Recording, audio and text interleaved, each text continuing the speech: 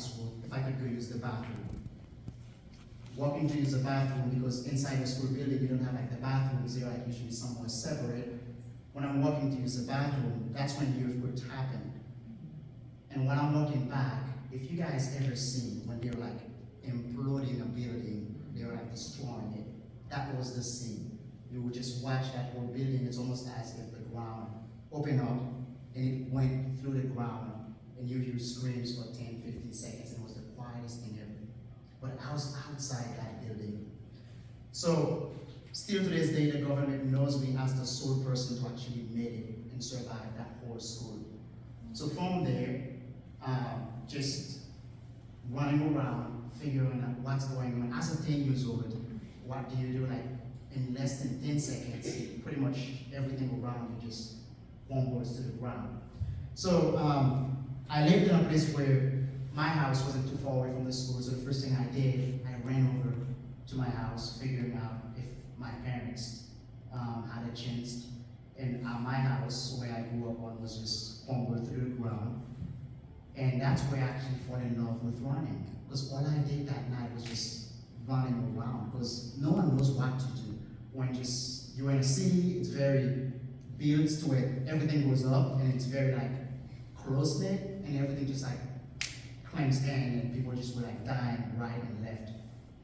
So from there, jump forward, the US military came through Haiti, sorting people out, put me in different like camps, and eventually an orphanage. And that's where I want to begin talking to you about. That's where I actually met Christ, and what did that do for my life? Because how do you went through this, and then eventually to start thinking that there is a God, and it's a loving God. We just watch a whole lot of people die. So living in that orphanage for a couple of years, that's where a lot of missionaries, thankfully from the US, that's how I got adopted for one of those mission trips, coming to the orphanage where I was at, and sharing the gospel constantly. And it took years after years of hearing the gospel, and ultimately softening my heart through the grace of God only, to come to the conclusion that there is a God, and in fact that He came down and died on a cross for us, and it has something to do with my life. I would be ignorant if I didn't choose to figure it out. If that story is true, what does it mean for my own life? And through thinking through these scenarios, that's why I came to Christ.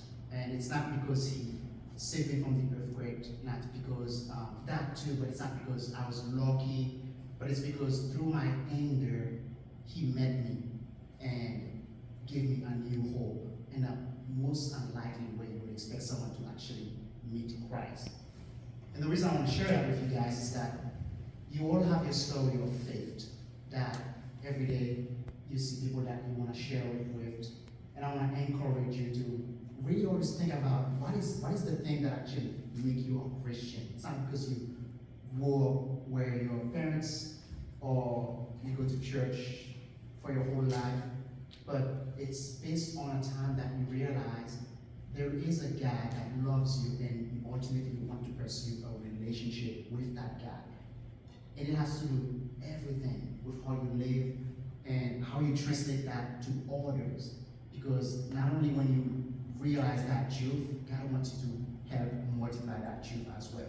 So that is my story, and I'm happy to share it with you guys.